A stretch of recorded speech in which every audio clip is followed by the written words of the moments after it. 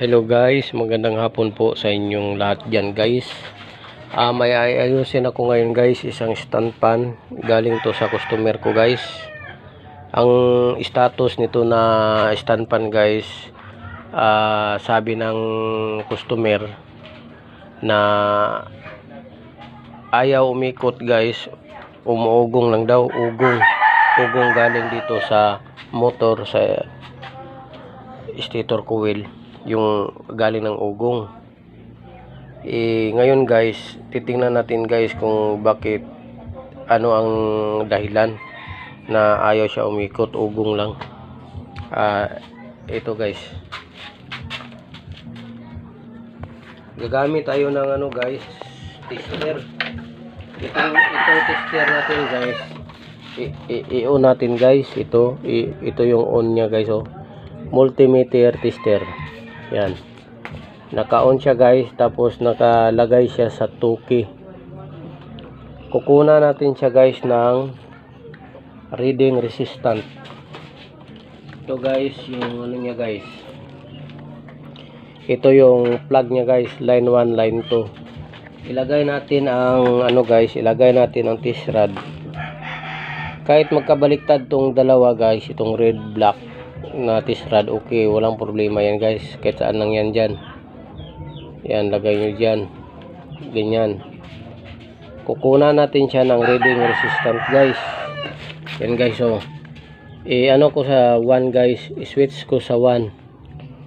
Yan, 1, number 1. Mayroon guys, mayroong lumabas na ano guys, resistant ohms. Mayroon guys, mayroon siyang ano guys, oh, 0.68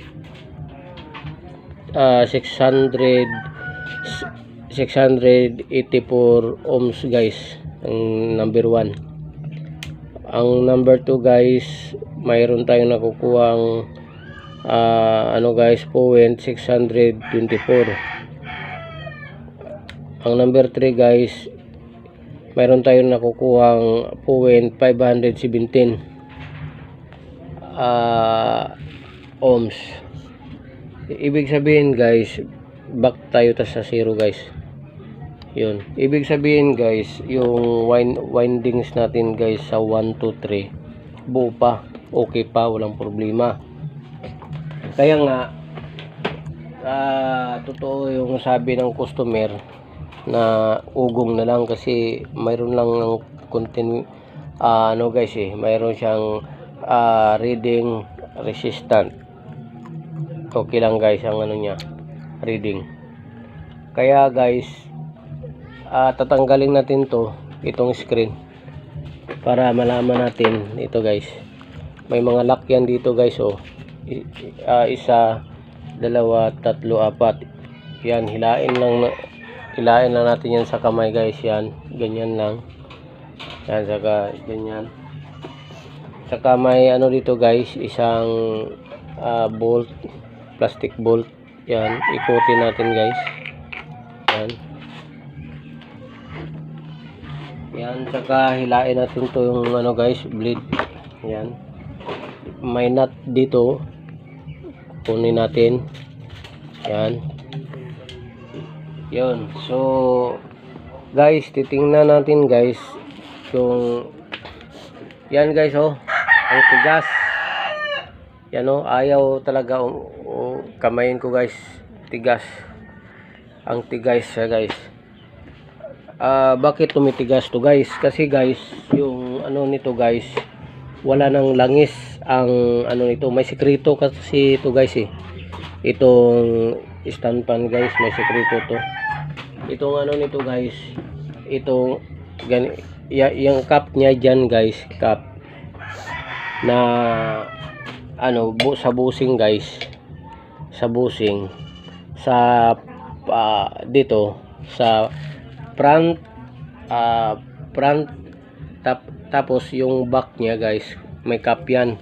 Ang bawat cap nyan guys, may busing. Kaya to tumitigas guys, kasi natuyuan na to ng langis. Wala ng langis. Kasi guys, ang langis guys,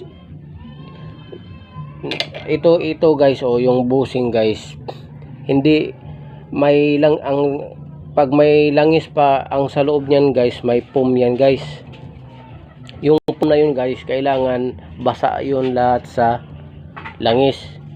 Kasi ang langis guys, hindi linilagay dito sa hindi linalagay sa bushing. Diyan yan nakalagay guys, sa loob sa foam. Kaya ipakita ko sa inyo guys, tatanggalin natin. Tanggalin natin. Ito guys, tanggalin ko guys ha. Yan. Yan. Yun. Natanggal na yung bushing guys. Yan. Hilain ko yung lock niya guys, yung lock niya. Yan. Yan guys May foam siya guys Yan Ito ang foam. Tingnan mo. Yan. Tumitigas na guys wala nang guys. Wala nang langis yan. Yan ang foam. Yan ang sikreto guys. Kaya wala nang langis guys. Ito ang nangyari sa kanya guys. Yan tumitigas na kasi wala nang padulas, kasi wala na tong langis yung foam. Yan. Dapat guys, ito ngayon guys, lalagyan natin ng langis. Dito may foam yan guys. Lagyan natin to ng basain natin lahat ng langis. Itong front to back.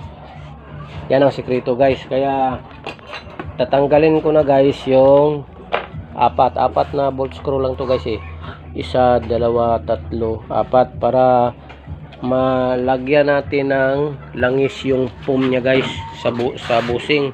Tapos ito guys, kinalawang na, lilihain natin yan guys ng 1,000 yung pinong-pinong liha para mawala yung guys, yung kalawang. Yan guys, nakita nyo guys Tapos yung windings niya guys, na tanggal na yung lock. Plastic lang kasi yung lock dyan guys sa sa stator coil. Guys, natunaw yun. Kaya lumalabas yung mga terminal ng natin speed. Yan. Dandanin natin yan pagdukot guys para di maputol. Dandanin natin para malagyan natin yung bushing na may foam doon na wala ng langis. Malagyan natin front to back para dumudula siya. Tapos yung mga niya gas kalawang, lilihain na lang natin. Tapos dandanin natin to guys kasi wala nang lock yung mga yung sa guys sa speed na galing sa stator na nakalock. Wala nang lock nakalabas Kaya tanggalin ko muna yung guys yung 4 na bolt screw, 1, 2, 3, 4. Tanggalin ko muna guys. Ngayon guys, natanggal ko na yung 4 na screw. May dito guys may bolt. Paluagan natin to guys. Paluagan natin to para maano natin guys, hugutin natin yan guys. Yan, itabi natin tong stand. Natabi ng stand guys, ilagay natin dito para maganda ang pagkatrabaho natin. Maganda yung pagkatrabaho natin. Tapos ngayon guys, lagyan natin ng basahan dyan para smooth. Yan guys, natanggal na yung 4 na guys na bolt screw. Hilain na natin to guys. Dandahan lang. Yan. Yun. Yan. Tips pala guys para guys, na kung mag-ayos kayo nito guys, yung baguhan pa lang sa pag-ayos ng electric fan. Kasi ang iba guys iba-ibang paraan ng pag-ayos ng electric fan guys, at ang technique iba-iba guys. Pero ang iba kasi guys, linalagyan nila ng grasa dito guys dito grasa guys. Bawal talaga ang grasa guys, kasi ang grasa guys pag umiinit yan guys, tumitigas. yung ano lang nito guys, ang nagdala lang nitong paikot ng electric fan, ano lang siya guys, driving by starting capacitor. Yan. Ang ano niya guys, ang magnet niya guys, mahina yan guys. Pag 1 mo, mahina ang ano niya, ikot niyan. Tapos ano, yung sa umpisa mahina yan guys, magnet lang yan guys, pinapaandar lang siya ng starting capacitor. Kaya pag grasa guys, hindi siya ano guys, hindi siya madulas. Hindi siya guys, hindi siya iikot lang siya guys, pero hihinto din kasi ang grasa titigas yan. Bawal ang grasa, sa madaling salita hindi pwede ang grasa. Ang pwede guys, ito lang yung Singer oil, at saka yung mantika guys, bawal din kasi madaling mag ano yung mantika, mag dry. Pwede guys ano, yung silk oil, yung mas maganda oil sa ano, silk oil yung sa ano, sa loob ng ano, motor ng rep o pressure, yun maganda yun. At saka ito lang yan, bawal ang grasa guys. Kaya guys, ito guys, yan o, tumitigas na guys o, yun, yan ang tatanggalin natin guys. Tumitigas siya guys eh, kasi nga guys, ito guys, ang sa loob nito guys, yung ano ko, pinapakita ko sa inyo guys na ito, yung foam niya sa bushing ano na guys, ano na, wala na ang langis, wala na. Kaya ganyan lang yan guys oh. Lagyan natin ng langis guys, ito guys oh, yan oh, ito Singer oil, lagyan natin na palibot guys dun, yan. Siguruhin natin guys na palibot yan guys. Yung oil na yan guys, papunta yan doon sa ano guys, sa foam ng bushing. Yan, palibot guys. Paikutan natin mga 2 bisis guys. Yan. Yan. Yun guys, yung foam na yan guys, basa na yun sa ano, sa langis. Tapos yung ano dyan guys, mga natapon-tapon, punasan lang natin ng basahan. Yan. Pag punas ng basahan guys, yun na. Yun, okay na yun guys. Ito na naman ang ano guys. Ito na naman yung isa. Yan. Kinakalawang siya guys. So, kailangan natin to lihaan. Gagamit tayo ng plier pangkuha nitong lock guys. Ito lock. May lock siya guys. So, yan, yun, itong lock guys, yan, nakuha na guys. Yan, saka gagamit tayo ng ano guys, lihaan natin to guys. So ito, para mahugot natin yung ano guys, ang cork oil. Ito guys, tulad nito guys, ito yung cork oil, yan, para mahugot natin kasi kinakalawang na dito eh. Mahugot natin yan guys para malihaan natin mabuti ng yung manipis lang ng ano guys, liha 1,000. Yan guys. Ngayon guys, ito guys, natapos na ako mag ano guys, magliha. Tapos na magliha guys, naliha na yung mga kalawang. Lagyan natin konti ng ano guys, padulas, Singer oil. Yan, yan. Saka hilain natin guys, dandahan ang paghila guys ha, para hindi madala yung bushing. Yan, dahan. Pag medyo matigas guys, wag nyo pilitin, ibalik nyo tapos lihaan.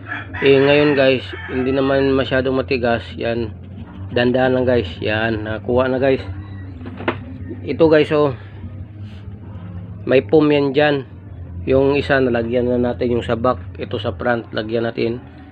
Paikot lang guys, ganyan. Yan, yan, 2 ikot lang guys. Tansyahin natin na mabasa yung foam dun. Yun. Tapos may natapon guys, yan, punasan lang yan. Ganyan lang kadali guys. Yan, ganyan lang. Tapos ibalik natin to guys. Yan, punasan natin to guys. Siyempre padulas na rin guys, lagyan lang natin kunti ng singer wheel. Yan. Yan, ibalik na natin. Yan guys. Yan, at saka ibalik natin sa cup. Yan. Yan, nabalik na guys. Tapos ibalik natin yung ano guys, bolt nya. Yung 4 na bolt guys, ibalik natin. Ngayon guys, tapos na ang 4 na bolt screw 4. Ngayon guys, yan. Ikutin ko guys ha. Yan oh, malambot na guys. Yan, malambot na kasi guys, naliaan na natin yung kalawang dito sa ano, sa core coil. Tapos yung foam nya sa bushing nalagyan na natin ng ano, langis. Kaya yan na guys, subukan na natin guys kung andar ba. Yan guys, ito guys yung sa rotate nya guys, ito kabit natin ng bolt screw isa guys.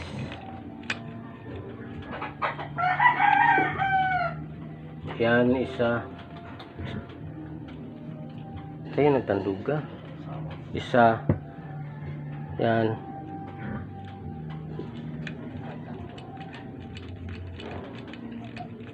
Yan guys. Tapos na guys sa rotate. Yung bolt nya ilagay na natin dito guys. Yan. Laglag. Ilagay natin guys. Yan, lakkan natin para paghugot natin guys, di maano, mahigpit talaga. Yan. Yan guys, saka ibalik natin guys. Ibalik natin yung ano, yung ano nya. Ibalik natin. Yan. Ibalik natin. Tapos yung blade, balik natin guys ang blade. Tapos yung bolt, plastic bolt. Yan. Ilagay natin yung ano guys, screen. Yan. Yan. Saka subok natin guys. Yan. Ito.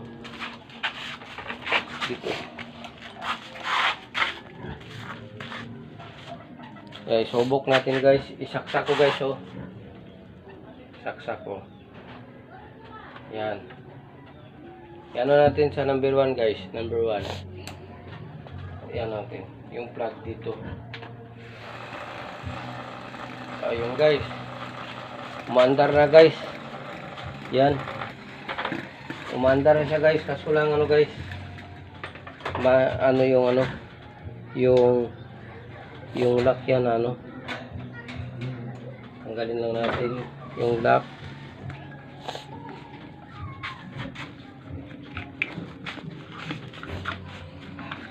Yan, yan guys. Yung lock pala guys, oh, nakalimutan. Ito, dito.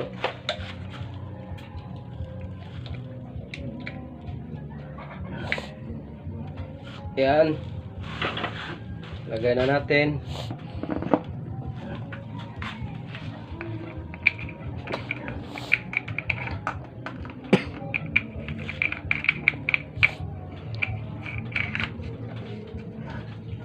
Yan guys, isaksak ko na guys. Yan, i-1. Yan, no, i-switch natin guys sa ano guys, sa 1. I-switch natin sa 1. 1, yan ang 1. Yan na guys. Umandar siya guys. Yan. Yan. 1, 2. Yan. 3. Yan, malakas ang hangin guys. Yan. Ganun lang guys ang ano guys pag umugong yung ano nyo guys, stand pan. Ganun lang gawin nyo.